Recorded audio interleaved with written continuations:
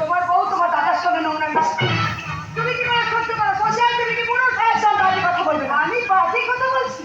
তুমি আমার স্বামীকে জড়িয়ে ধরবে না, তার সাথে নোংরা তুমি চুপ করো। কেন চুপ করবো? এই শয়তানের জন্যই তো আমি তোমাকে পাইনি। আবার এরই জন্য আমার স্বামী আমাকে পছন্দ করে না। ওদের প্রেম বিনিময়ে বাধা দিয়েছিলাম, তাই আমার স্বামীর কাছে আমাকে মার পর্যন্ত খেতে হয়েছে। এই সংসারের কাল লাগেনি চরিত্রহীন মেয়েটা। আর একটা বাজে কথা বললাম কি করতে চাচ্ছি? বলো কি করতে চাচ্ছি তুমি? আচ্ছা এই মেয়েটার কষ্টের কথা তুমি একবার ভাববে না? বলতে পারো কি পেয়েছো নিজের জীবনে? ও তোমাকে পাইনি বলে বোধহয় খুব কষ্ট হচ্ছে, তাই না? সেটাই তো স্বাভাবিক, পুরনো প্রেম তো, তাই ওই কষ্ট থেকে তোমার কষ্ট হচ্ছে।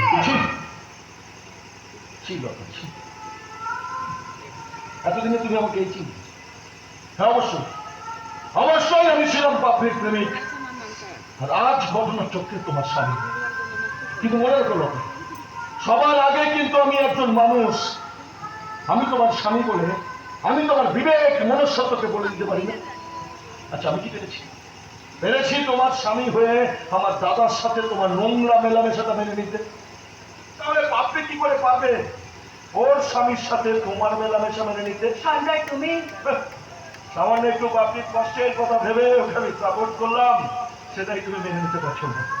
তাহলে ও কি করে পারবে ওর স্বামীর সাথে তোমার নোংরা মেলামেশাটা দিনের পর দিন মেনে নিতে? দেখো লতা, মেয়েরা সব করে জানো, পারে না শুধু নিজের স্বামীর ভাগ দিতে। বাবার ঘরে জন্ম তোমাদের, স্বামীর ঘরেই শেষ। স্বামীর ভালোবাসা পেতে নিজেকে করেছ নিঃশেষ। আপন স্বজন পর হয়ে যায়, পরকে করো আপন। পরকে আপন করেই নারীর আসল জীবন যাপন।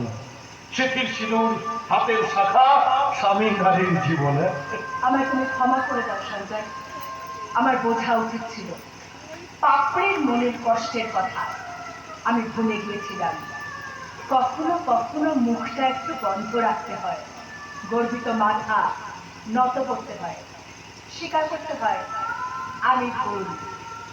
তার মানে আমি পরাজিত নই, আমি পরিণত, এবং শেষ জয়ের হাসিটা হাসার জন্য। আসলে পাপড়িকে দেখে কি তুমি বোঝো না যে বৃষ্টি শুধু আকাশ থেকে ঝরে না, প্রতি রাতে কারো না কারোর চোখ থেকেও ঝরে। হ্যাঁ বুঝি বুঝি, অবশ্যই বুঝি। কিন্তু আপনি কি জানেন আপনার কোন বাবা জীবনের ঘটনা আসছে এখনই